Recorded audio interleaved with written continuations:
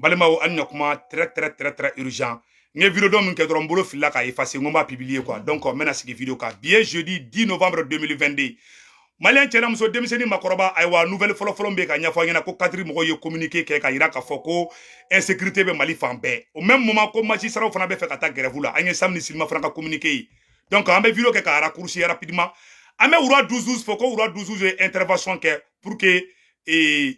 nous togoni mamalaka problème bise ka bantuka na ame mamala fo ame wura 12 fana fo malien anyo de fo na faso de nyuma na baranyuma mi ka mbo rofo ko oni mo ko ka communiquer do de black fo communiquer en konana ka fo ko asimi ko kabe barkan fo ko asimi ko Mali gouvernement ko parce ni ko Mali gouvernement yo asimi di ko Mali gouvernement ko barkoni France be fe kanani plan courant mi insécurité ka ko Mali ku perelembe ko Mali gouvernement ka permet ko ka baraka ni français tuguni kuma nye fargane blane la donc ama ngina nga gouvernement mo fait ou ka bo ou ka communiquer ni yoro la parce que ante ka familial fo ikenna donc o yoro te menen ko fe ka bala ou yetara ka ta général gamuga kuma kan do ta ko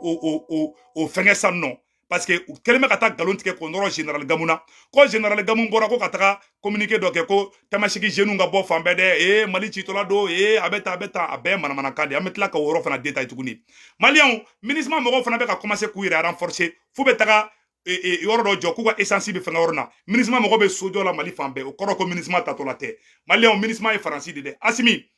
ni son jalente bi je ne suis pas très content aujourd'hui mais Ablaye Kuna anga soutien bien président Assimi bien jeudi 10 novembre 2022 anga mouvement victoire et gloire ambora kolokani Assimi angi soutenu angi Mali sous soutenu on a soutenu les militaires maliens depuis Kologani angi Mali sous soutenu donc président Assimi ambe mu nyafo ingena aywa ko cadre mo ko ka communiquer ke ko insécurité be fambe en même moment magistrat fana be kabo au même moment ere kanubaga chama be ka wuli fambe bi Assimi ambe do de ke fanga ngala ka barga do ala angeni bi fe ante fe ka bi mais si mu baka ira ate si nyumante président Assimi odo ko sangima ni ko kibe jeni mo do ye ala te mo munu fe ala be kungo do ta ka dima ire masikini kungo mi de ba kuma sira ko inclusivité de kambe kelenge de ba ya kuma fol damne bi anya bala malien be ka dima koro ka se degré na awana ma jo dans 2 mois malien bébé baula awa malien bébé fanga infono on te fait au kake isgira jamana kuna de jamana wono donc o te fait mun fait kano karabaki boke ebe ka inclusivité mfo mani malien ni nana kika na malien sago de ke ibe ka gen parce que ibe ka malien sago ke e fana nana tuguni moye munu gen ku tu fait président Sibi nana ko fo ko diagwa tonton en kuna mogo munu me ki bla linga c'est un terrain très glissant ni ma ligne bla bila abe jeka fanga kan ibe ka maseka mogo fara nyon kan ibe ka fana inclusivité famanya to dowara te de inclusivité de dowara makoronga kumaridu français ga kumaridu français de be inclusivité fort parce que vous profiter kuga pion do en tout là ou be inclusivité te français te américain te dien aussi mais ba on de fait farafina parce que ou ba do be se ona ou ba do be se kata pasi ke ka on bla kata stra do fait mais be ka kuma mu fort français kuma kandido makoron kuma kandido aya bla bila ina ma kuma bla inclusivité ko kuma bla aw kelme ka pacte mi singani politicien français aya be effacer ka boy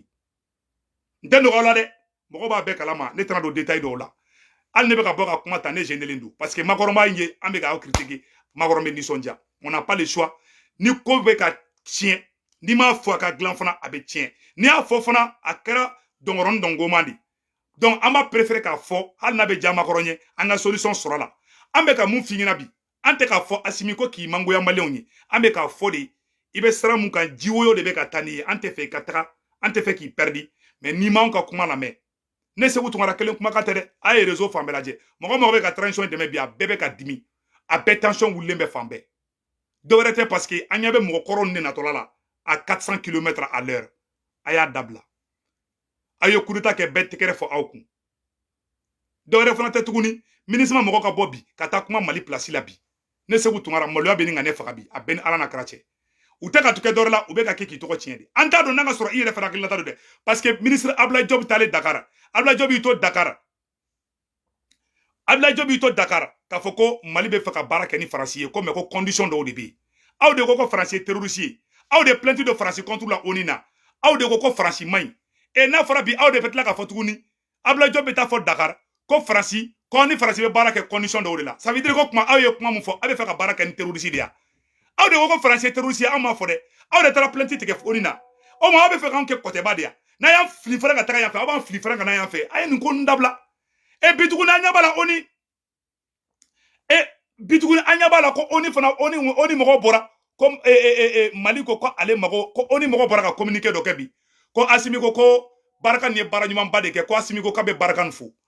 ne keni ba do Asimi ay bo aka o demanti de o kuma kana no kuma kana tien dro billahi tallahi crise karsaki bene fa ke Asimi ka baraka nfo ko e Mali sauver akuma sebene fle ande u ya sebende u ko Asimi ke da fo ay gouvernement ka ay communiquer ka ka bla Mali ni be Mali abe Facebook fanbe abe WhatsApp groupe fanbe donc vraiment angeni mena oro kala oro sebene fle oro la Malien u bora yo kuma mun fo ko Asimi ya fo Asimi ay communiquer ka ka ni kuma fo ko tienta la sinon billahi fargan bene minebi abenana na krache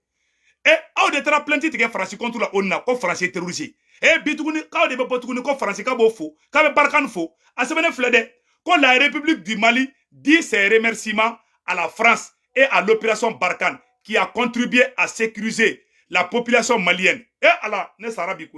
Le Mali souhaite être intégré au nouveau projet stratégique du redéploiement post-Barkhane pour une nouvelle collaboration acceptée de tout. Asebene fleni. Asebene flede. Ni malouaide. Ane ulaka dununi mbalata. Ngo français terroriste. Abe se ka demituru ni chena onye abe demituru chena onye ka be France fo ndaro ni chena de nte ka o jala gide mais ay bo aka demanti de na o kenema demanti bebe dala awani be dara la be jaka fangaka bon voilà ce qui arrive na bon nous be se ka fo choko jume ko pi ko Macron ko ni Barkhane tara ko France be na négocier ni Afrique jamana be ko Mali ko awokale sona ko Asimi ko kale sona kani France be négocier tuguni kame baraw kenyo bulu kamantege di nyogoma Uyo de semande ma fo ngo tiendo de est-ce que toi ndaro ni tiendo de anya ye ndaro ni tiendo de ni fosido aya démenti de mais na ya tota akenme balne la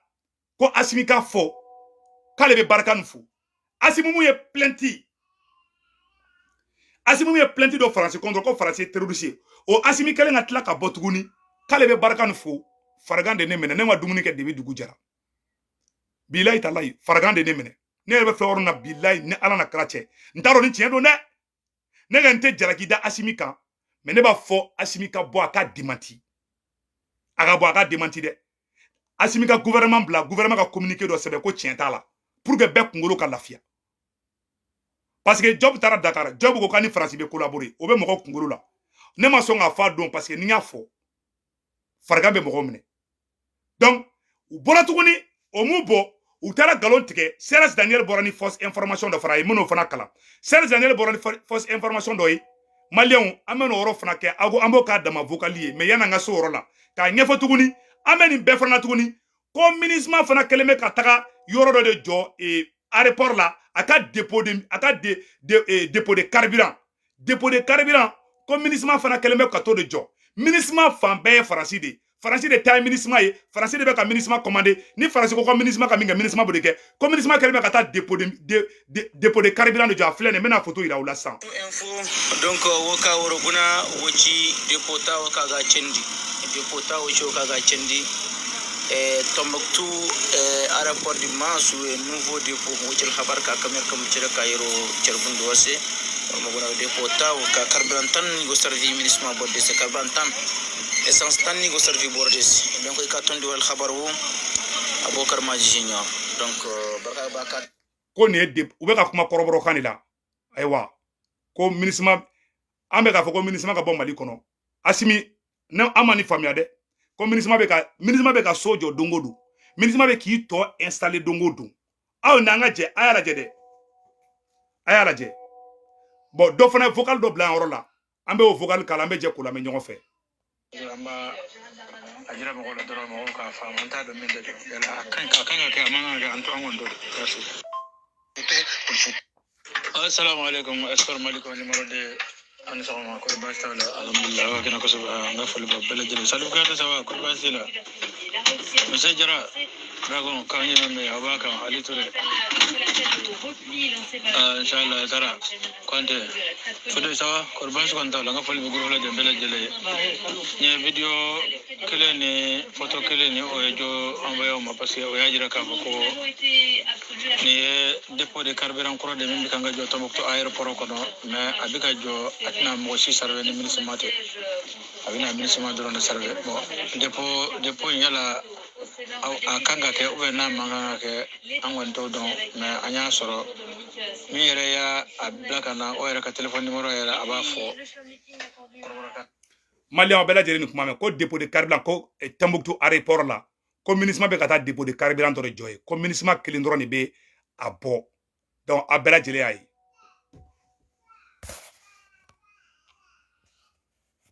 ko ministre tara dépôt de carburant de jo Tombouctou aéroport la o bayida ko asimi ama foyi famia o kuma ministre tali ko be chogo jume malien du ko te ministre fa c'est-à-dire que ame mun fo président asimi ngena ko garangi quoi wallahi ma nyabe muna bi mu ka ke bi amay wallahi président asimi stratégie changer wala nte stratégie nyumay a ben ala na krache c'est-à-dire malien e nana e coup d'état ke malien tukura e ko malien go ku te ministre fait ay tara ministre contrat renouvelé voilà aujourd'hui o bébé qui plaigne ali sura so munu me ka marfa ci billahi ne ala chawte farasi fait ou te ministre fait bon ministre nyamo be farasi di awdu ko farasi terroriste di anga kesa u ya foli min ke bi ke e barkan fo anga ko yen galo yesa o ministre be mali ko ngo ministre e farasi di mais awdu ko farasi terroriste aw ye plainte do farasi contre la ko farasi terroriste bon ministre kelengelen fle mali ko bi naw desele me ko gengo ministre e farasi di ministre nyamo be français di français we mali ko no hali bi de malien ministre e farasi di de mbo fa yana bi de asurasi fe be boy dugo dugula ou be barake Macron ka commandement ne konana me ka tien de fo ngena bi a ben ala na krache aw desele me ko gen anche ko famia aw tara plainte do France contre la onina ko France terroriste France be mali kono aw desele me ka France gen no e ministre mai betugune anye Twitter doy ko Macron me ka ko asimi be ka e barkan fo ko barkan ne mali de me ko ka mali sécuriser anga ko ben galo ngisa o me muna aw tese ka ministre gen muna anga tien fo nyongo ngena nan turo aw ko nin galonka billahi ala be jigi awna tisani mo kadi ebe tien de fana wala asimi ebe président asimi fefe be ka ke dugola amba be kalama amena yorondo nyefo malien bela jedin ko me ka nyefo muna président asimi keleme ki distancer forte changement na ameno secret phobie asimi kadi aw nyeme autant balikante tien fingena bi malien bié jeudi 10 novembre 2022 ayi ni kuma la mede ayi ni video ni vocali partager diɲɛ bɛ ka sɔrɔ muna u fanga caman bɛ na u b'a fɔ k'u kɔlɔsi mɔgɔ minnu ye nationalistes ye président Assimi nana bi ani force de changement cɛ ka jan mais n'o sɛgɛrɛ fɔ an ɲɛna bi jeudi 10 novembre 2022 n'u ye fangaw ta dɔrɔn mɔgɔ dɔ de bɛ t'u kɛrɛfɛ ka taa f'u ɲɛna non ninnu ye radicaux de Segu Tunkara ninnu ni ninnu a y'a kɔlɔsi ninnu na quoi u tɛ sɔn k'u afficher n'anw ye quoi u bɛ siran n t'a dɔn complexe modèle mun don u m'a faamuya quoi hali Burkina président kura ye Burkina bɛɛ bɛ k'u complaigner ko depuis capitaine Ibrahim Traoré fanga ta ko Ibrahim Traoré ma a ka activistes reçoit don kelen a bɛ ka mɔgɔ sugu bɛɛ reçoit la même chose au Mali depuis Assimi fanga ta a ye mouvement dɔw reçoit dɛ mais ka bɛɛ faralen ɲɔgɔn kan ka reçoit a ma deli k'a kɛ depuis a ye fanga ta fo bi c'est des défauts qu'il faut corriger au niveau du Mali et au niveau du Burkina Faso. Vous savez, abado Iran sera ka réussi aka révolution na cogo jumɛn Iran kelen ka révolution kɛ jeune minnu wulila ka Ayatollah Kamini dɛmɛ ka fanga sɔrɔ o jeune olu cɛkɔrɔba nama olu de bɛ ka fanga gérer bi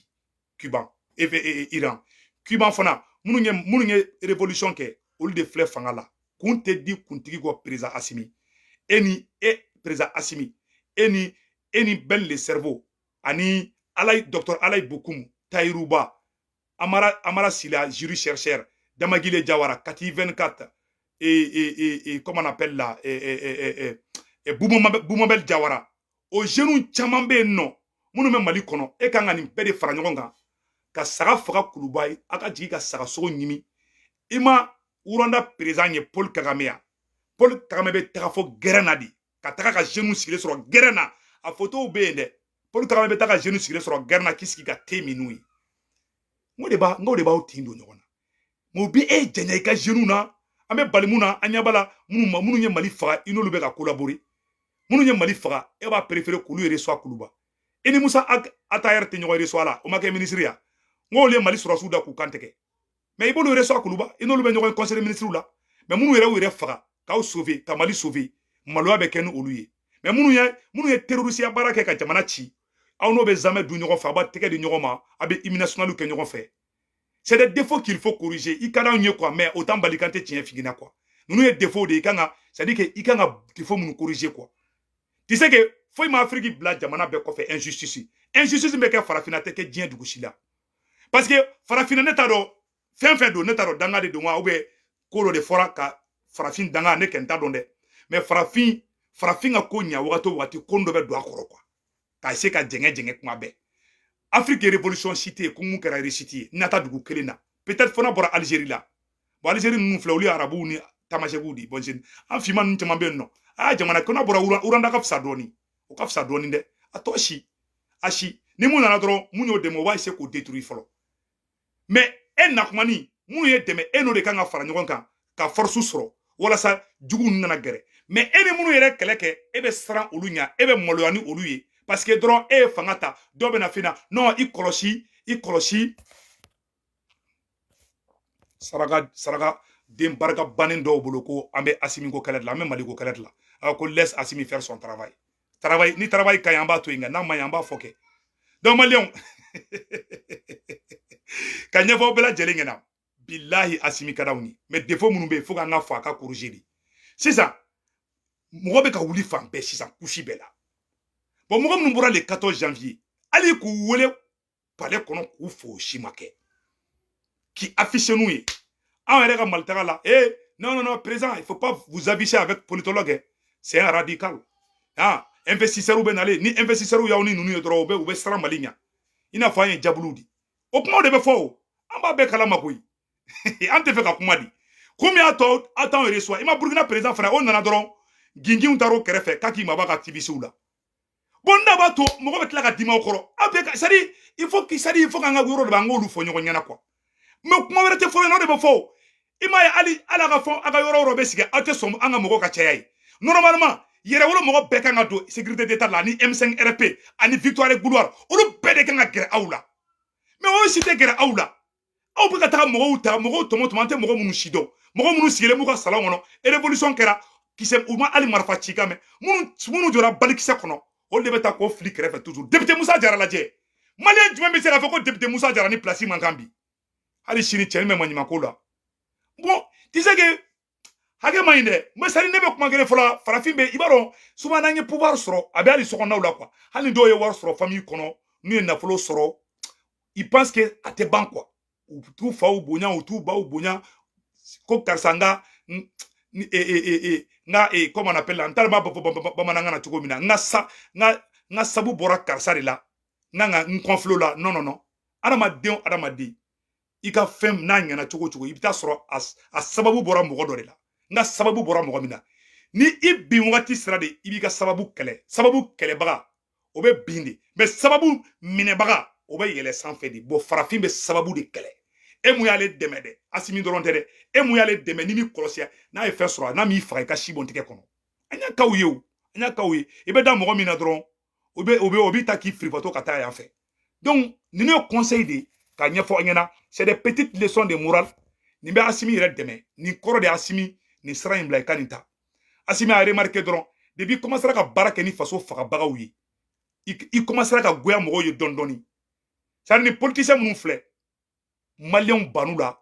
ala banu la a kira banu la ni ala ye fɛn fɛn ala bana fɛn fɛn la ni gɛrɛla la bilahi bɛ bin maa si t'u fɛ Mali in kɔnɔ u kasa bɛ mɔgɔw nun na fan bɛɛ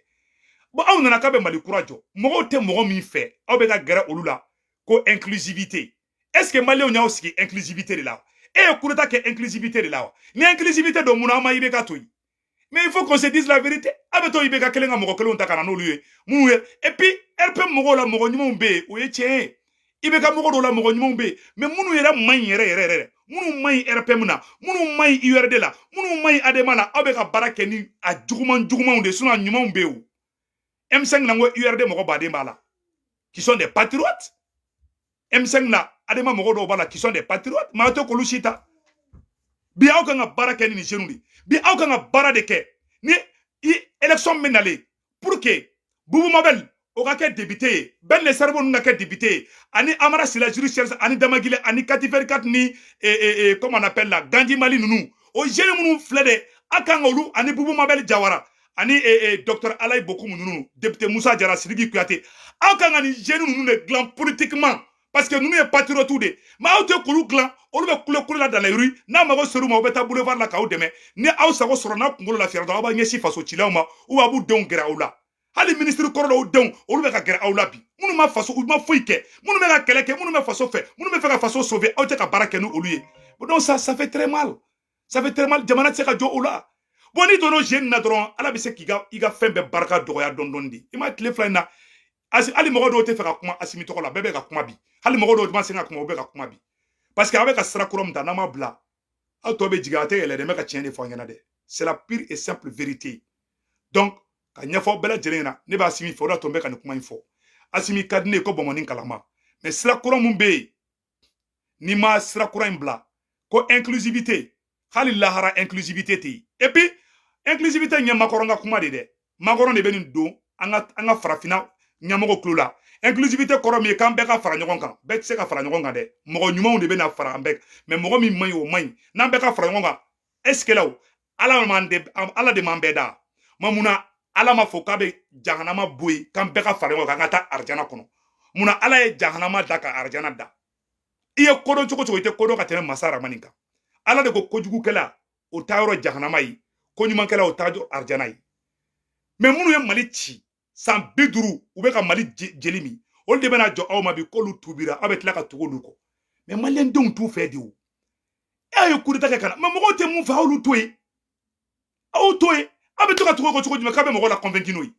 bon ne i bɛ k'a bi ne b'a to président caman bɛ bi c'est-à-dire vous voulez forcer des choses que les gens n'aiment pas il faut faire la volonté du peuple mais peuple nana n'aw ye hakilinata ma a ye baara kɛ n'o ye aw ka yɛrɛ ta to yen mɔgɔ dɔw de bɛ taa don i b'a dɔn chaque fois n'an an bɛna hɛrɛ sɔrɔ dɔrɔn mɔgɔ dɔw bɛna don an n'an ka hɛrɛ ni cɛ quoi c'est-à-dire mɔna bɛ nin kan faga bi mɔgɔ kirikara dɔw de bɛ taa ka sɔrɔsiw kɛrɛfɛ dɔrɔn ka taga nin idée kirikara dɔ kunkolo la parce que sɔrɔsi filɛ nin ye n'i b'a ma jamu ka tɔgɔ dumani fɔ ah mon général non colonel aw ɲɔgɔn tɛ mɔgɔ minnu bɛ kumani fɔ dɔrɔn u bɛ se k'u terinin k'olu ye alors que c'est des purs escrocs qui sont en train de vous détruire o de kɛ Sanogo la i bɛ ka tarida kɔnɔ kan k'a bɛ kasi fa bɛ kasigi fo i bɛ k'a bɛ kasigi ko Sanogo ka d'ale Karim Keita tun bɛ te wuli ka di sɔrɔsiw ma kati o ye fanga ta ka di i bɛ ka ma dɔrɔn i bɛ k'aw bɛɛ don kaso la ne o tɛ leçon ye aw ma aw tɛ politicien dɔ hali bi parce que aw b'a ye an b'aw critiquer dɔɔni aw bɛ siran anw ɲɛ fo dɔw yɛrɛ b'a fɔ k'a kɔlɔsi ko c'est ko Segu Tunkara ni Ben le Cerveau ninnu ko aradi ko de don k'a kɔlɔsi la dɛ ani ninnu ko ces jeunes là k'a ye aw ɲagami hali dɔw bɛ sɔrɔsi dɔw b'o fɔ an t'an da don la an b'o bɛɛ kalama o mais n'aw kɛ o ye janfa sira de ye mɔgɔ min b'o kɛ a tigi ka laban lajɛ mais mɔgɔ n'i jama Mali na n'i ye jɛngɛjɛngɛ ni janfa kɛ i b'a ye ɲa hali ni mɔgɔ ma wuli k'i kɛlɛ ala bi a yira i la yanni i ka sa n'a ma kɛ i ka si bɔn tɛgɛ kɔnɔ cɛ k'i b'an ka révolution in yɛlɛma ala b'a yira i la i kɔni ka d'an ye an ka duwawu b'i ye alors hali bi ala ka hɛrɛ kɛ Mali ye o de kun don ka ɲɛfina président Assimi an kɔni mun yɛrɛ ne jigila tigɛ